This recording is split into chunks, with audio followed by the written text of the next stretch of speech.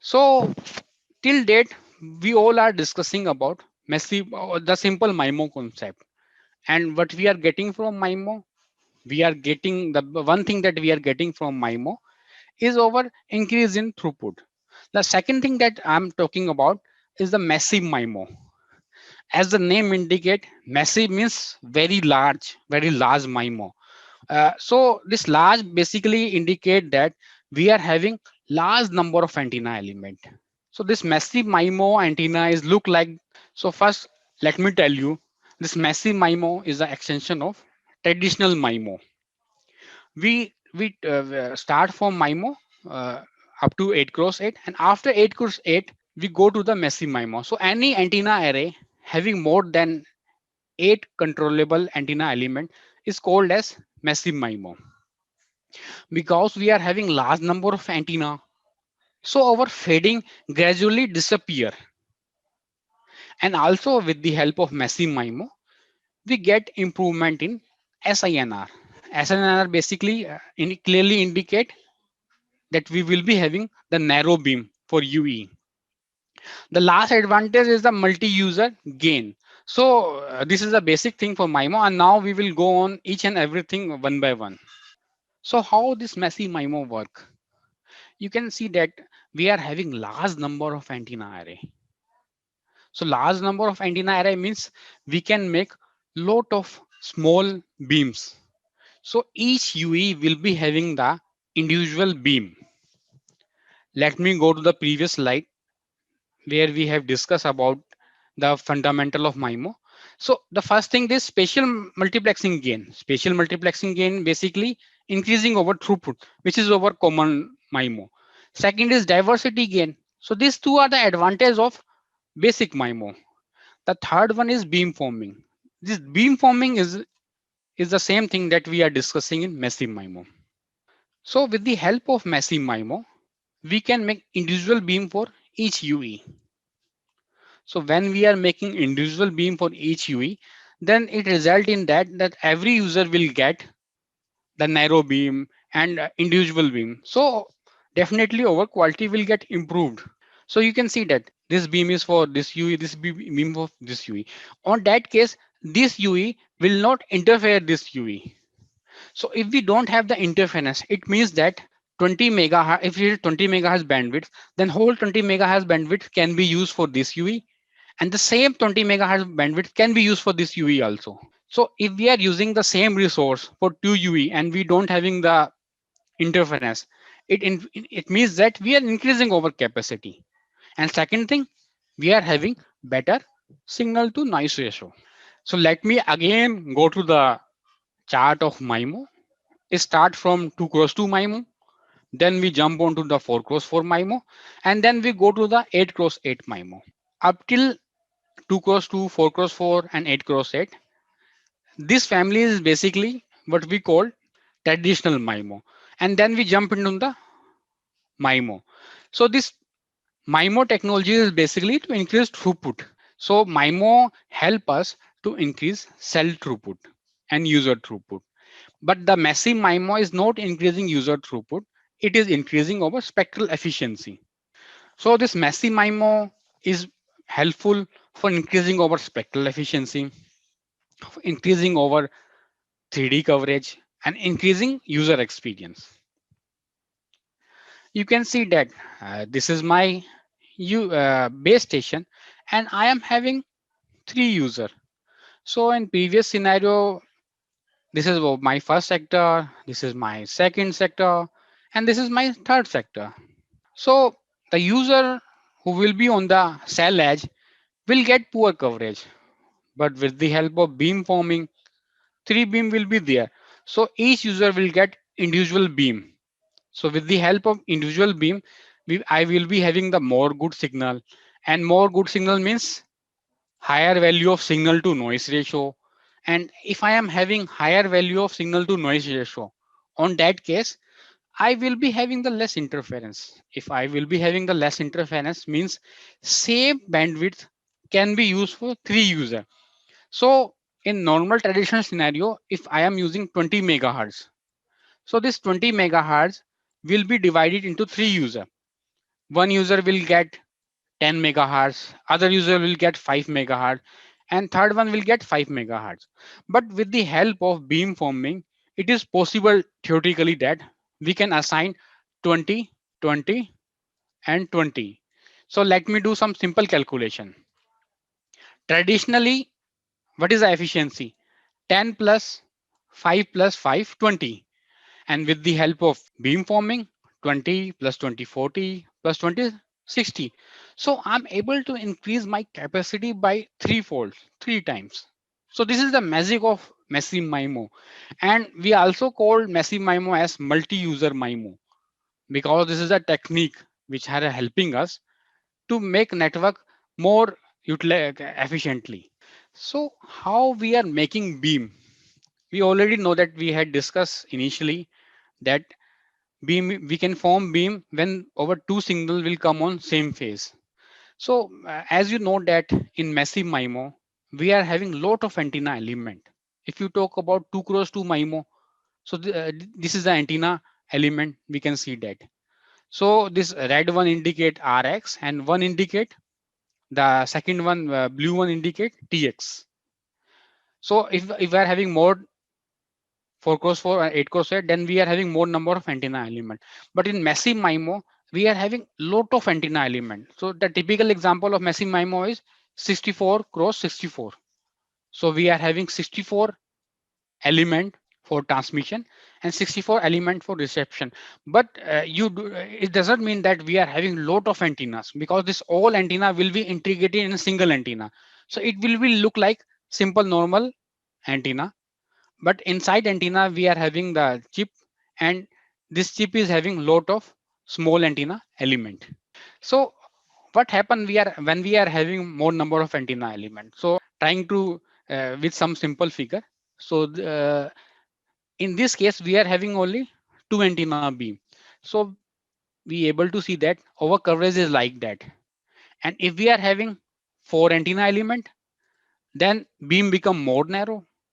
If we are having 8 antenna element, it become more narrow. So with the help of number of antenna, we can make narrow beam. This is the one example.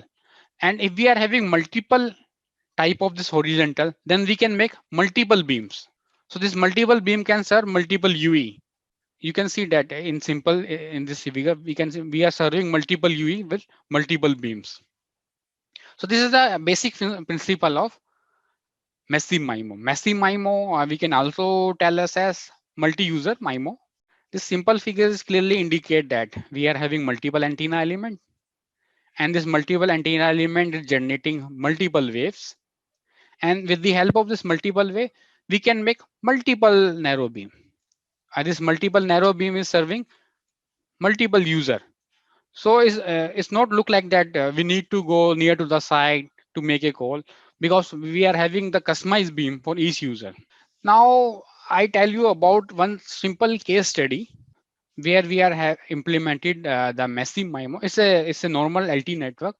We have deployed Messi MIMO, and what result that we got.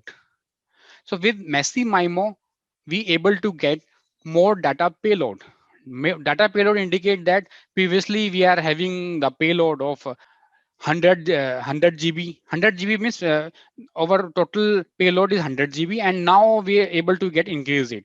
Second thing that we got improvement is over throughput. So the advantage that we are expecting from a Messi MIMO feature, we should have the more payload, we should have the more throughput downlink, and we should have the more uplink throughput. So these are some basic KPI where we got some improvement. So you can see that our downlink throughput get increased. So basically we can categorize MIMO into two part. One is over 2D MIMO and one is over 3D MIMO. The 2D MIMO basically is the old technology, but I just want to get through all these things so that you may have the comfort level. 2D means we will be having the two dimensional only. And in 3D, we also work on third dimension. Third dimension means building.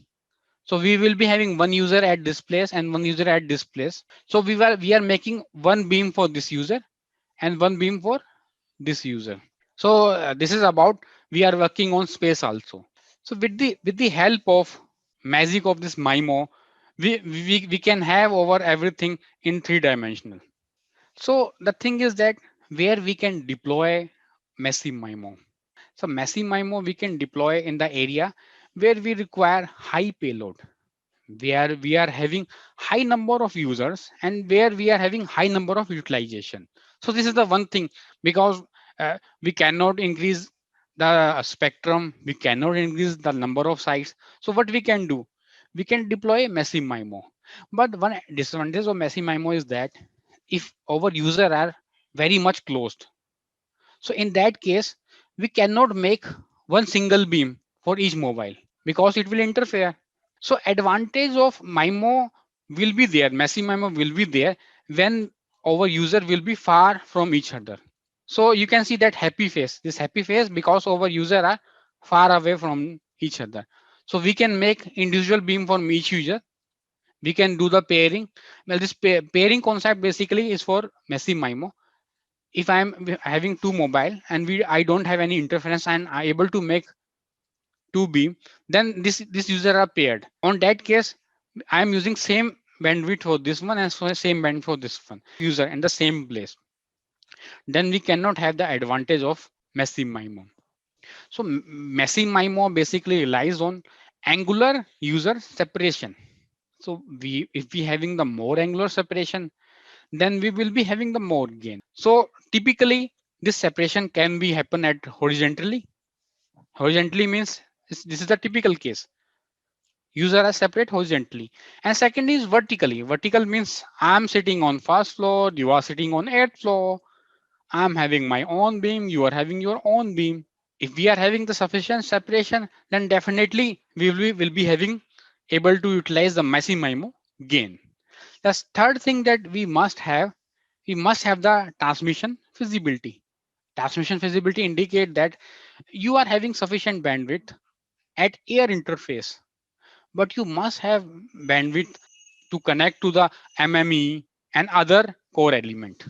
So before switching that to the topic that why we require Messi MIMO for 5G, first thing I want to tell you what is the advantage of 5G. Why we need to go to the 5G. The main motive of 5G is basically that we require high speed data, we require low latency, and we require more spectral efficiency. So if we want to achieve all these three goals in 5G, then we have to go for the technique where we can utilize our spectrum more efficiently. So these are the two techniques that we are using in our 5G very much frequently. These techniques are our 5G, Messi MIMO, and our MIMO. So this both technique are we are using it. So that's why this Messi MIMO is the lifeline for 5G, because with the help of MIMO and Messi MIMO, we able to get higher spectral efficiency, we able to get beamforming, we able to get the concept of multi-user MIMO, and we able to get better quality. And second thing, if we are having good beamforming, we are having good quality, so definitely our latency will be very high. Latency means you can say that I'm going to ping you and you will get response. So what is the time that it will take take you to get the response? So latency in simple user term that I'm making call to you.